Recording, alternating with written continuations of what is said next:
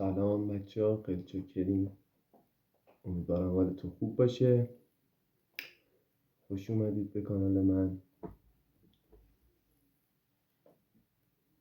راستی زیاد حوصله نداشتم و داشتم یه سری خبرها رو میخوندم. یه ویدیو هم برای شما بگیرم، یکم از چند چون کار با خبر باشید. شاید یه سریا با همین ویدیوها اطلاع کسب کنن و از نگرانی در بیان. تا همین چند لحظه پیش که من داشتم خبر رو میخوندم، خیلی خبر خاصی نیست. از خود داش امیر هیچ خبری فعلا نیست. مستقیم صحبت نکردن و غیر همون خبری که داخل پیج یوتیوب خودش ادمین گذاشته بود که تحویل پلیس ایران دادنش. تا حالا بعد بیاد اگه مشکلی، شکایتی، چیزی،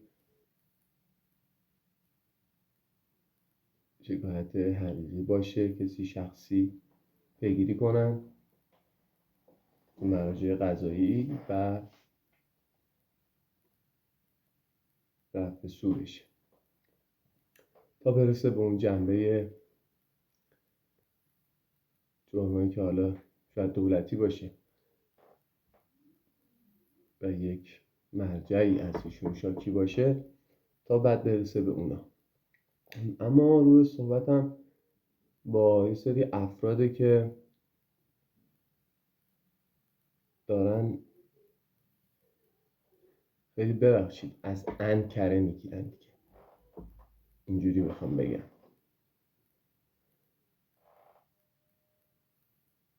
اولا که ایشون خودش خواست که دیپورت بشه به ایران، هرچی سریعتر خواست این اتفاق بیفته و خیلی سعی کردن که ایشونو نگه دارن.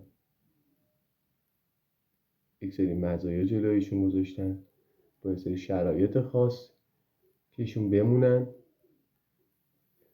چون که میدونید بودنش در خارج از کشور برای خیلی منفعت داره. همینطوری که این چند سال اخیر داشتن استفاده میکردن دیگه.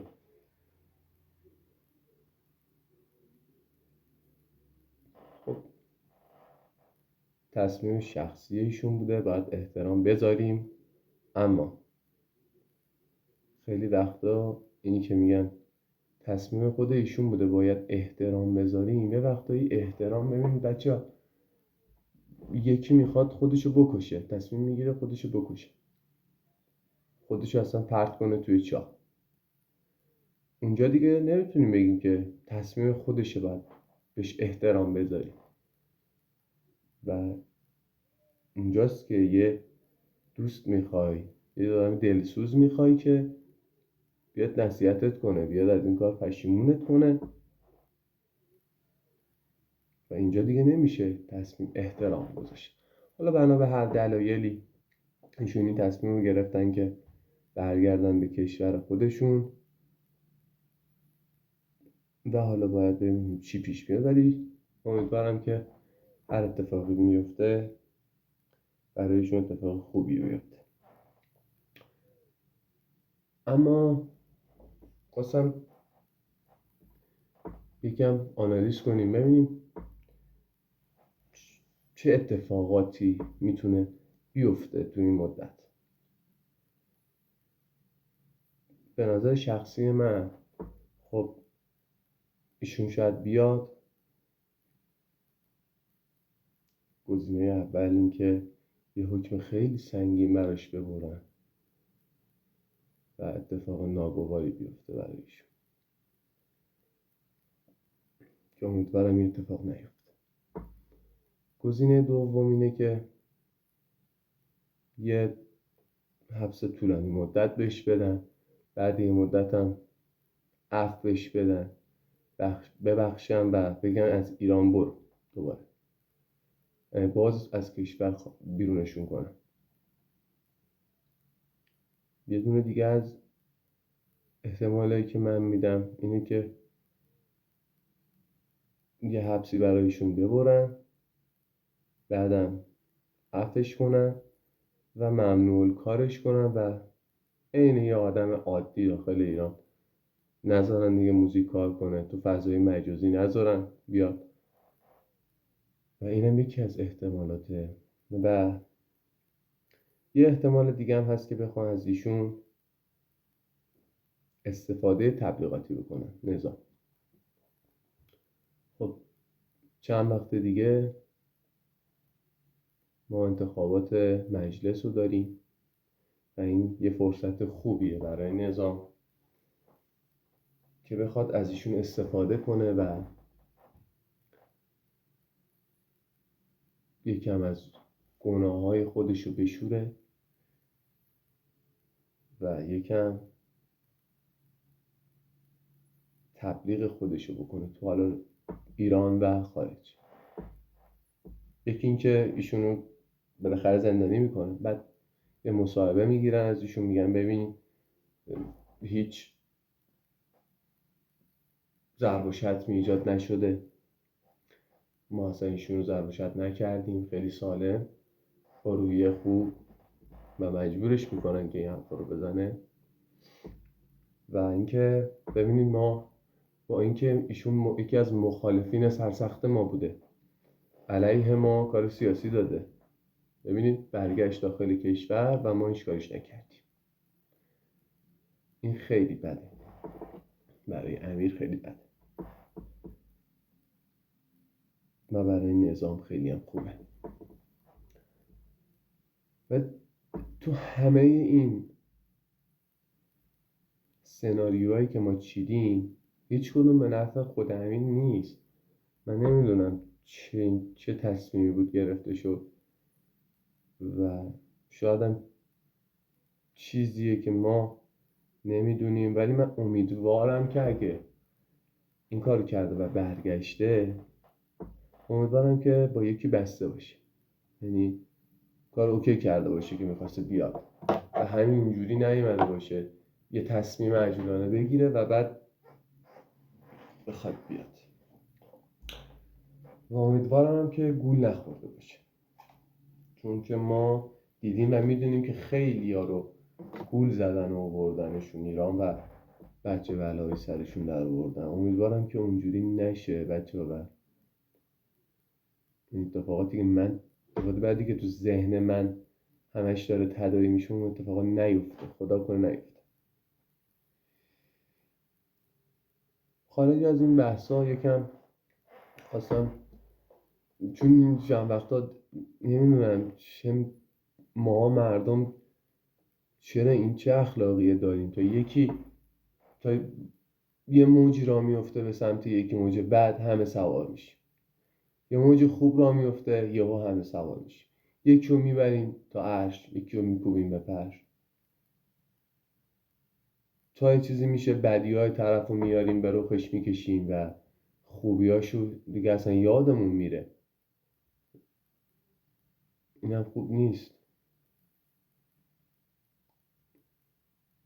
یکم منصف باشیم، یکم به عقب برگردیم، میبینیم که این اتفاقاتی که برای امیر افتاده و یه سری حرکتایی که امیر کرده، مقصر اصلیش همین مسئولین ما بودن.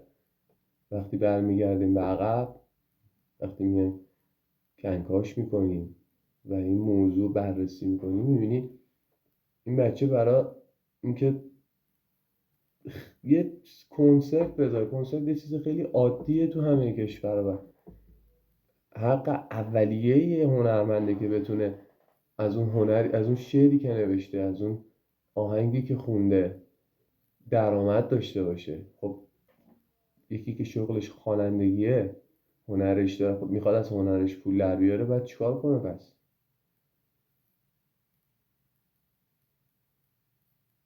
و وقتی این موضوع رو در کنار هم میذاریم، میبینیم همه کاری کرد و نذاشتن کار کنه، نذاشتن به موضوعی که علاقشه برسه و در آخر رفت و ماها مردم با بیرحمی ها با قضاوت‌های نادرستی که کردیم اینو آدمو به جایی کشوندیم که یه سری حرفا بزنه، یه سری کارا بکنه به زعم حالا ما غلط، به زعم خودش درست. ما اصلا الان نیومدیم که کسی رو قضاوت کنیم یا مشکلات رو گردن کسی بندازیم. من فقط الان اومدم بگم که 100% تقصیر یه کسی نندازین همه تقصیرها رو. و چطوری میشه که یه سری افراد میان توی سری کامنت ها داشتم میخونم آرزو مرگ میکنین برای کسی. چقدر مگه میتونه آدم پست باشه، کثیف باشه که برای کسی آرزو مرگ کنه؟ شما حتی یه حیوان رو نباید دیگه آرزو مرگشو داشته باشین، چه برسه یه انسان. شما نه تو مقام قضاوتین، نه حق دارین قضاوت کنین که امیر رو قضاوت میکنین، نه حق دارین که اصلا اظهار نظر کنین. قبل اینکه در مورد کسی بخواین قضاوت کنین، راه رفتن کسی رو بخواین مسخره کنین، یه بار با کفشای اون طرف راه برین دیگه. بعد اگه تونستین با همون کفشای اون طرف راه برین، درست راه رفتین، بعد راه رفتن اون رو مسخره کنین. ما هیچ کدوم تو داستان امیر سرمون در نیومده. هیچ کدوم این تجربه تلخ رو نداشتیم که ببینیم اگه ما جای امیر بودیم چه واکنشی نشون میدادیم. شاید من خودم شاید تو شرایط امیر بودم بیشتر از امیر فحاشی میکردم، یا خیلی رفتارهای زشت و زننده تر نشون میدادم. ما نمیتونیم امیر رو قضاوت کنیم. و یک سری آدمای دیگه که بازم داشتم نگاه میکردم در مورد همون موجی که صحبت کردم، الان تو این چند روز علیه تتلو پست درست میکردن، ویو گرفتن، سابسکرایب گرفتن، درآمدشون رو داشتن. بله شما که الان خیلیاتون شاید این ویدیو رو ببینید. بعد 2 روز دیگه خبر میاد خدایی نکرده زبونم داد تتلو میخوان اعدام کنن. بعد همینا میان ویدیو درست میکنن برای تتلو که تتلو رو آزاد کنید، هنرمند جاش تو زندان نیست، تتلو رو اعدام نکنید، نمیدونم و بازم میخوان از اون طریق دوباره ویو بگیرن، پول در بیارن. برای خدا یکم مفخور نباشید. ما نمیخوام گناه کسی رو بشوریم الان. خب هممون اشتباه داریم، امیرم مستثنا نیست، اشتباه داره.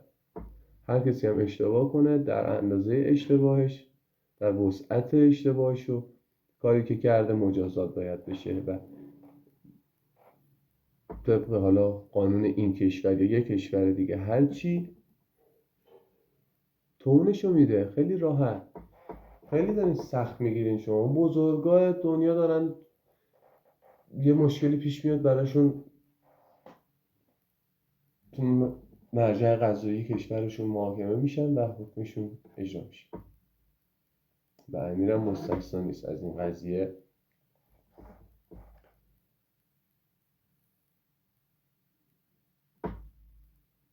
الان میخواستم اصلا در مورد یه مطلب دیگه اصلا صحبت کنم، ولی نمیدونم اصلا یادم رفت.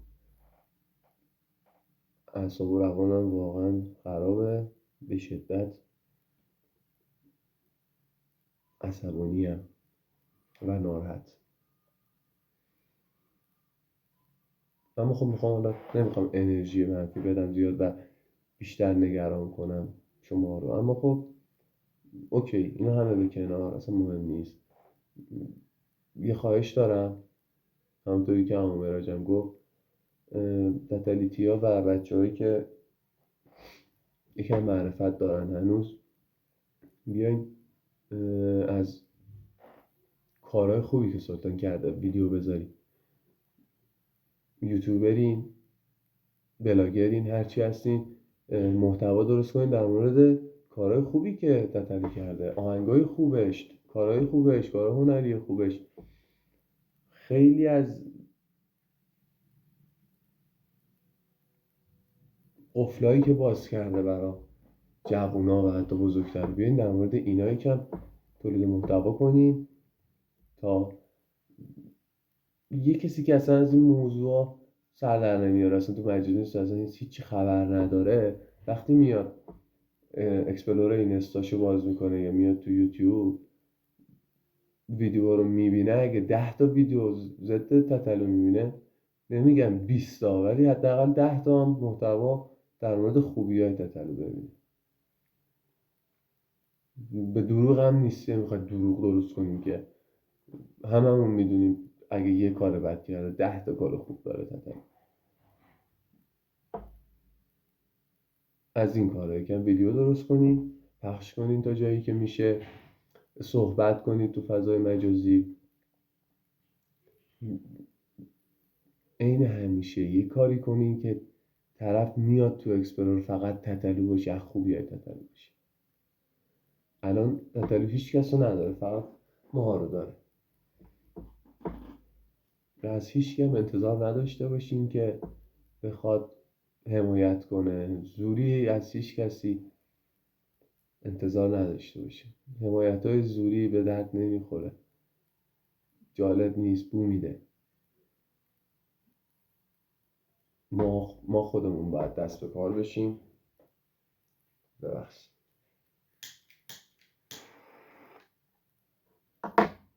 ما خودمون باید دست به کار بشیم و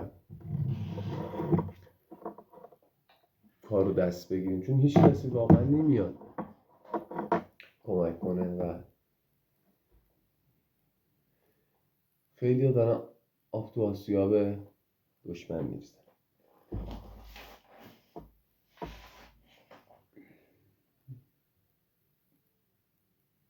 یه زمانی یادمه یکی مثل روح‌الله داداشی سر یه فحش ناموس کشته شد و خیلی های دیگه مثل وحید مرادی اینا دیگه، خیلی شاید تو محله خودتون، شهرهای خودتون، تو فامیلای خودتون باشه مثلا یه همچین کیسی که به خاطر یه دونه فحش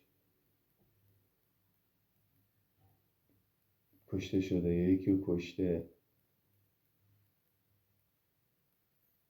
یکی از این کارهایی که تتلو کرد همین بود که آقا اومد گفت فحشه، یکی به شما یه فحش مادر داد، شما هم میتونی یه فحش مادر بدی بری دیگه، نباید یارو رو بکشی که. و میبینید خیلی تاثیر داشته، خیلی کمتر شده. چندین ساله که الان واسه فحش ما نشنیدیم کسی بخواد کسی رو بکشه.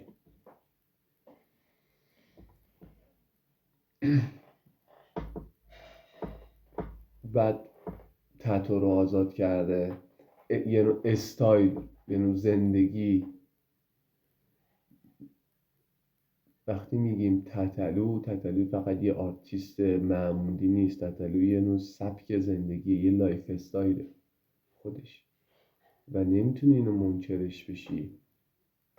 حالا هزار بار هزاری شما بیا بد بگو، ولی نمیتونی همه این کارهایی که تتلو کرده رو پاک کنی از صفحه روزگار، که این چیزا میمونه. و مطمئن باشین که اگه کار به جایی برسه که اتفاقی برای تتلو بیفته، من به شما قول میدم که شماهایی که حاشیه درست کردین، شماهایی که الان دارین طلب مرگ میکنین برای تتلو، هیچ کدومتون روز خوش نخواهید دید. و من از همینجا به شما قول میدم. و اگه الان هم اتفاقی براتون نیفتاده، هنوز صبر تتلیتیا تموم نشده. دارن صبر میکنن تا اتفاق بدی برای سلطان نیفته. و مطمئن باشین اگه به جایی برسه که دست به کار بشن، از سایه خودتونم میترسین. اینو من به شما قول میدم. تا دیر نشده حداقل کار که از کار گذشت، ببین با رفتاراتون این کار کردین که سلطان تصمیم چه خوب چه بد، چه فکر کرده چه نسنجیده چه سنجیده، اصلا ما کاری به این نداریم، ولی در محیطی شما به وجود آوردیم که سلطان این تصمیم رو بگیره و تا دیر نشده حداقل میتونین بیاین عذرخواهی کنین، بیاین به اشتباهتون اقرار کنین و شاید بخشیده بشین اون موقع. فقط میتونم همین نصیحت رو بهتون بکنم. امیدوارم که نصیحت من جدی بگیریم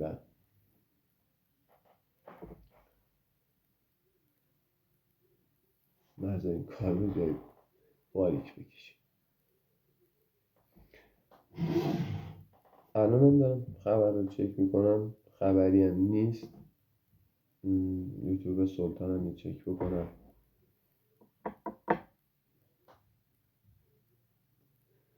فعلا خبر جدیدی نیست. نه، هیچ خبر جدیدی نیست. فقط خواهش میکنم که ازتون دعا کنیم و انرژی مثبت بفرستیم براشون و منتظر باشین اگه یک زمانی لازم شد اون اتحادی که باید تمام میدونیم و تمام میدونیم که اگه تتلیتی ها اراده کنن چه اتحادی رو میتونن تشکیل بدن و دارن الان اون اتحاد رو، ولی زمانش نرسیده که استفاده بشه از اون اتحاد. پیگیر باشین، خبرها رو چک کنید، اگه لازم شد حضوری اقدام کنید. ویدیو هم شیر کنید برای دوستاتون، برای تتلیتی مخصوصا. چنل هم ساب کنید که تا محض اینکه ویدیو میذارم مطلع بشین. یادتون نره حتما انرژی مثبت بفرستین، حتما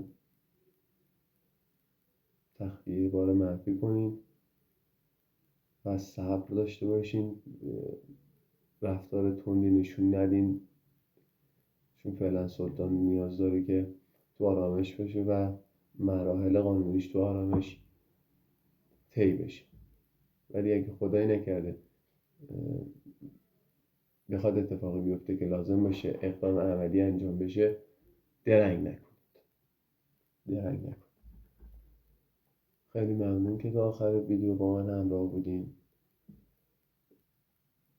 اگه بازم خبری اتفاقی دیدم، خبر جدیدی اومد، ویدیو میگیرم و شما رو در موردش آگاه میکنم. شبتون بخیر، از آرتیستتون حمایت کنین.